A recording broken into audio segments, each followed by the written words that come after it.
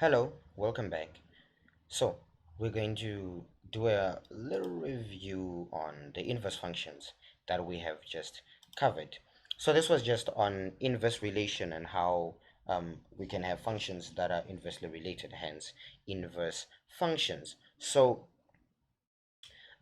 just a review of what you really need to know in terms of preparing for that final exam. So this is what we get. An inverse function is a reflection of a graph over the equation over the line y is equals to x. Hence I've mentioned y becomes x and x becomes y. Determining the equation of an inverse is all about swapping x and y around in your equation, and then preferably you make y the subject. Okay, then when it comes to sketching the inverse, you're going to take the original graph's coordinates and swap them, the y and the x values, around the sketch, and then you just join them together and draw the sketch. That's the idea. Then remember that the domain of the original is the range of the inverse, and the range of the original is the domain of the inverse. This I have mentioned, I cannot stress much. So let's take the previous example and review with it. Okay, let's suppose I have a graph. So I'm just going to grab a pen, and then let's suppose I had a graph here. And let's suppose this is my graph. Okay, let's suppose I've got a turning point here, maybe at 3, and maybe it's going there at 3, and maybe this is at 3. Okay, maybe let's just suppose this is the graph f. However, its inverse would be those that were x will become y. Let's start off with the y. Okay, so here's my y-intercept, my y-axis, I mean. So this is the y value that I have there. That would actually become an x value. See how this is a negative 3, because remember this is the negative part of the y-axis. This is my y-axis and this is my x-axis. This negative 3, which is a y, would become a negative 3 of x within the inverse. So my negative 3 of the x would be right around there. That's where my negative 3 is. This would just mean that it's going to go like that. Okay, then since this is going to the positive, this will also go to the positives, like so, like that. And voila, even the rest of the magic actually happens. If you look at that 3 and that 3, okay, so we've got two threes, a positive 3 and a negative 3 in this case.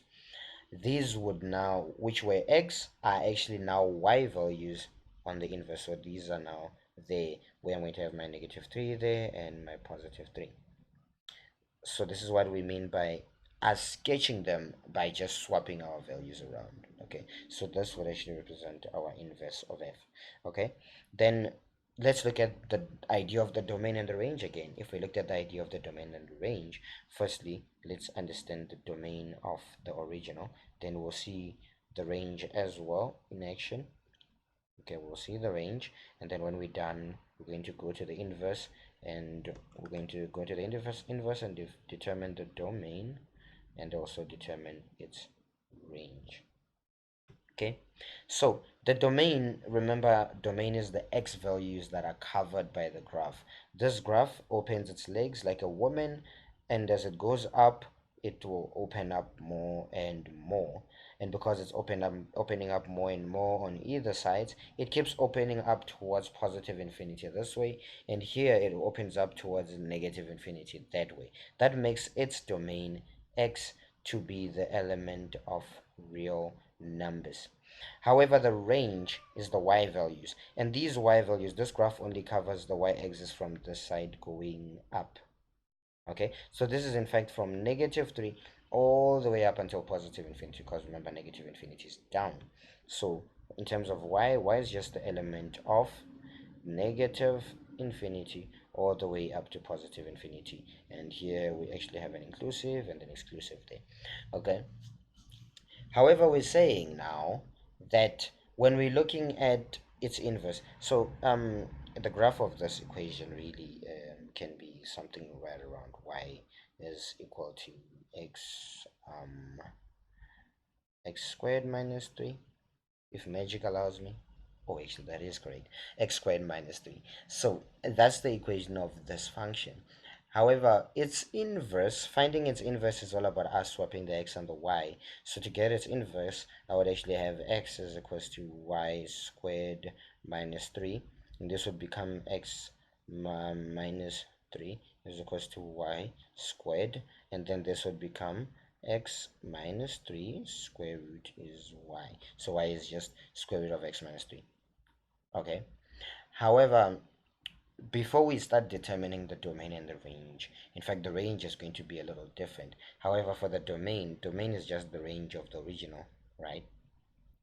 If we look at the range of this one, the range can be, it's ranging from -3 all the way up until infinity. And in terms of the domain now here, it definitely is going from, well, -3 all the way up until positive infinity. So the domain became the range. So this is now becoming x being the element of -3 all the way up until positive infinity.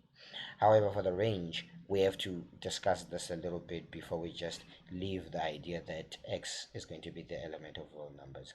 But let's look at this part now. Okay, y can be anything. Okay, y can be anything based on this swapping scenario. Yes, I can say y is the element of real numbers. However, for my graph, there's a part that I have to restrict, the domain restriction. Okay, what can x not be? Let's look at that. So x can be anything right now, but we need to figure out under this square root, what can I not put in? So one thing I know is a square root, so the square root of x minus 3 can just not be less than 0. It just can't be. It just can't be. I cannot square root something and end up with a negative. I just can't do that. But I'm going to do that. I want to find out which sin can I commit in order to do this. Okay, so if I was doing this, I would square and then I'd have x minus 3 is less than 0, and then x would be positive 3. So my x can't be less than 3. Okay, my x just can't be less than 3. Okay, that's what this means. So anything that is on the less than 3 side, I have to perform a domain restriction for those values. So what I mean is the lower part of this equation where the -3 is, I'm going to perform my domain restriction in terms of the sketch there. I'm going to perform a domain restriction there. And then this essentially, oops, this essentially yes, it is still y is really the element of real numbers. Yes, it is. However, my y has to be greater than 3. Okay, my y can be greater than 3. My y has to be a positive really. Okay, so my y has to be a positive. It actually has to be positive because I can't get a negative after doing the square root. Okay, that covers it. So let's do another question. Thanks to Mindset, once again, we've got some questions to actually play around with. Exam questions, hopefully. So this is what we have. Sketched below f of x is equal to 3 to the x, and g of x is equals to negative x minus 1 squared plus b, where b is a constant. I wonder what constant b is, but we can figure that out. Show that b is 3. Ho ho ho ho. Oh yeah. Show that b is 3. This sounds quite interesting. But let's look at our graph there. Let's really look at our graph.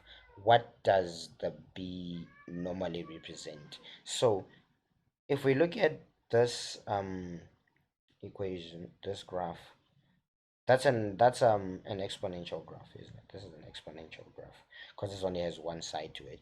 So clearly this is f, and this is based on the equation that we given there. That's an exponential. And then this other one there, that's a parabola, and the only parabola there is this one. So clearly this is my parabola g. Okay, however, I noticed that at d there, they're kind of matching, they're kind of matching at d, and they're kind of matching at also that segment there. There's somewhat of a match. So let me just erase this because really I'm crowding up this with pencil marks and all that, but nonetheless. And also, what does the b represent in these things. So the b represents the y intercept. Okay.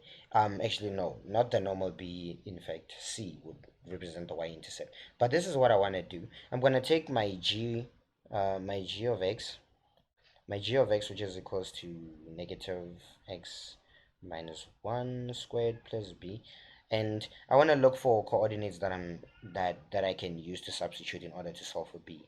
And yes, there are coordinates. It's that one. Okay, yes, I do know the full coordinates of this point, and the full coordinates for that point is the x value is a 0 because it's an intercept, so that's a 0 to 2. Okay, so I'm going to say at 0 to 2 because that's a point that it actually intercepts. I can substitute in that point. So we have our y there, so that's just a 2 is equal to negative. Instead of an x, I'm going to put in a 0 minus 1 squared plus b. Eureka. B is the only unknown. We're beautiful. We're beautiful.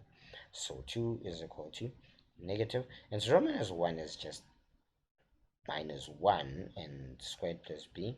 And 2 minus, and then negative 1 squared is just 1, so negative, and then we have a 1 plus b, and then negative 1 that still comes out as negative 1. That felt like a big burden. Then we'll transpose the 1. This will become a 1, so b is 1, which makes sense. Which, yeah, it feels like it makes sense. Okay, so our b is 1. Then that covers it. That covers it. Let's let's see if what I said makes sense graphically. Okay, so what I'm proposing now is that the full equation in this case would be y is equal to negative x minus 1 squared plus 1. That's what my calculations tell me. So let's find out. Let's try and graph this and see if we really get that. If we do, then clearly I have to be one of the smartest people alive. Okay, so there we have Uncle Geo. So we'll use Uncle Geo for this. She's not so visible. I may bring that back. All right, so there's GeoGebra, and our graphing calculator. So I'm going to put in that equation. So y is equals to negative x minus 1. Was that a minus 1? Let me go back and check that equation. Yes, x minus 1 squared. So x minus 1 squared. And I ended up with the plus 1 there. And we hit the equals and we end up with something like that. And if we zoom this through, it seems to make sense. Yeah, it seems to make sense. But hold on. Something is wrong here. The intercepts do not match the intercepts that I have here. They do not. So I made a mistake here. I may have made a mistake. So um let's see. So based on our sketch, if I bring back the sketch, we can see that this thing is supposed to intercept at y of 2. Okay, however, based on GeoGebra, which has graphed it for us, negative x minus 1 squared plus 1, negative x, let me see that, can find my, okay, there we go, negative, oh, I did not, okay, negative x minus 1 plus 1, so that is fine. However, it does not intercept at 2. This thing is supposed to intercept at 2, and it does not do that, so that just isn't right. So let's go back to our equation and let's proofread the equation, or we'll just let the calculator do the whole solve for us. We'll go lazy style. So I'm gonna let go of that and bring this back, and let's see if our solve was correct. I may have made an error along the way, so there it comes back. All right, so for this we'll bring this back, and we're saying we're supposed to get to is equal to, and let me just pull this down a little bit. Okay, there we go. So 2 is equal to negative 0. I'll still put in the 0. I mean, why not? 0 minus 1 squared plus b. And my b, since I don't have a b, I'll put in an x, and then I'm gonna go shift and solve and hit the equals, and I'm supposed to get a 3. Bollocks. So what was my problem here? Let me go back to it and let's see. So we started off with this and that and that, and 0 minus 1 is negative 1. Negative 1 squared is 1. This became a minus 1. When it comes, the side is supposed to be plus 1, not minus 1, for crying out loud. This is supposed to be a plus. Ooh. Yes, this is supposed to be a 3 and a 3 there. Okay, now that sounds like it. So I get a b of 3. Let's use GeoGebra to find out if that is really correct. So if I bring GeoGebra, and instead of having 1 there, I have a 3. Uh, yes, does it intercept a 2? Eureka! We've got the correct graph this time. Oh, that brings me so much relief, so much relief. Okay, so back to business. Okay, so we good now. So let's clear out the screen. Let's get rid of all the ink. Um, so we know that's 3. Okay, so write down the coordinates of the turning point of G. Why are they even bothering? Like, really? This is a function problem. So the turning point, so G, we just found out now that the full equation for G is that G of x is equal to negative x minus 1, and this is squared plus 3. And to find the turning point, we know that TP is going to be equal to negative b over 2a. Functions 101. However, we have to put this into expanded form in order for us to see what the the a, b, and c's are. So to do this, actually GeoGebra did this for us. It was negative x squared plus 2x plus 2. So negative x squared. So this is the same thing as negative x squared plus 2x plus 2. Okay, that was this equation essentially in expanded form. Negative x squared plus 2x plus 2. Okay, so now that we have it in expanded form, we can identify our a's and b's. So our b is 2, so we have a negative 2 there, 2, and our a is negative 1.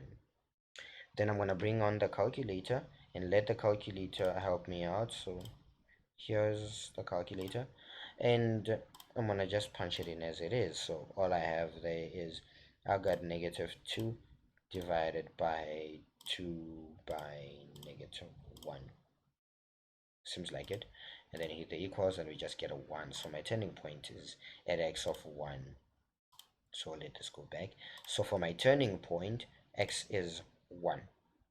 Alright, so x is equal to 1.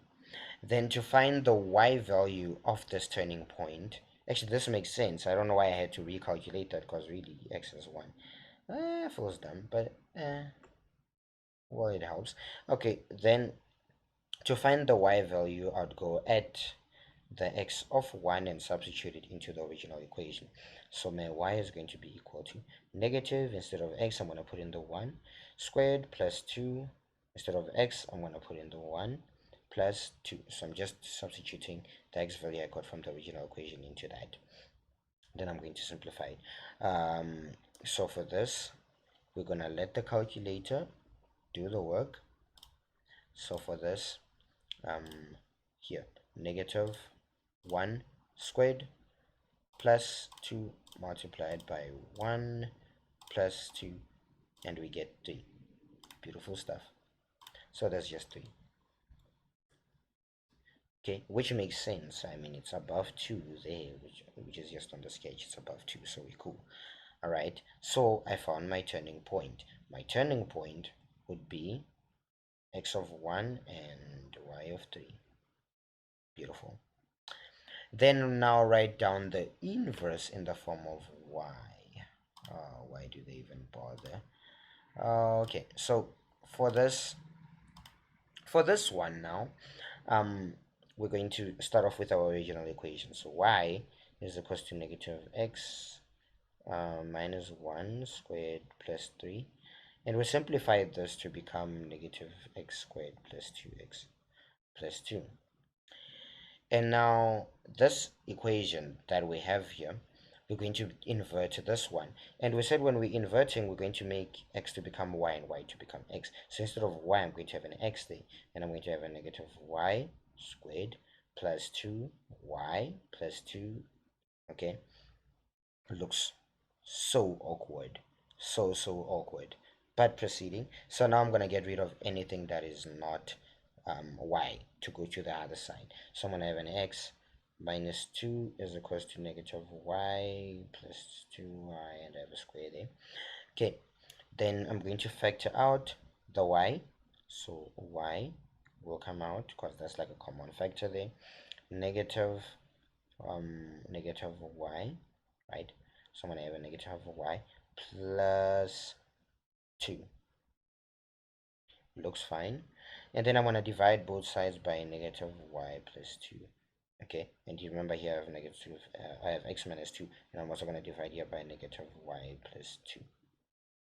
And then I'm going to get y is equal to, right? So I'm going to get a y is equals to, and all that nasty junk. I'm going to get y is equals to, so these and these are going to cancel, and I have x minus 2.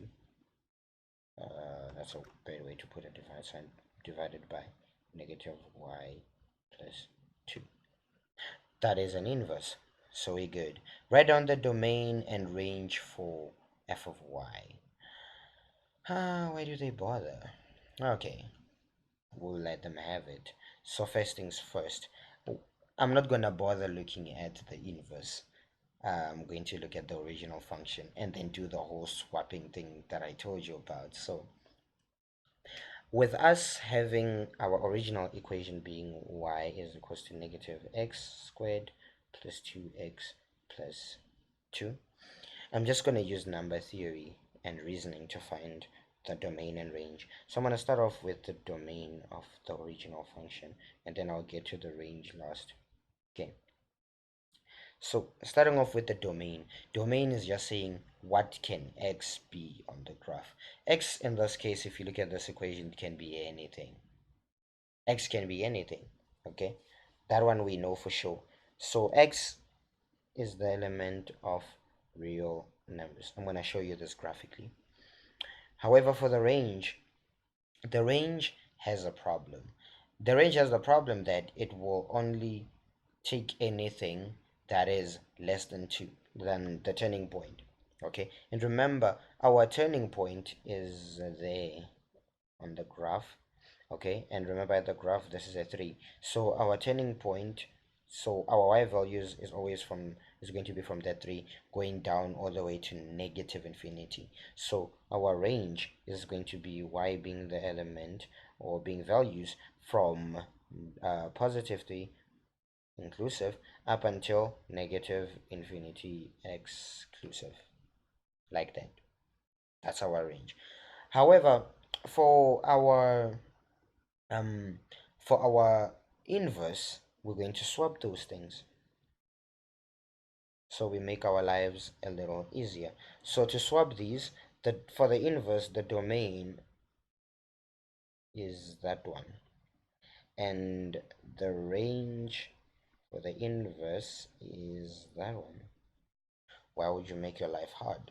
Now everything is good.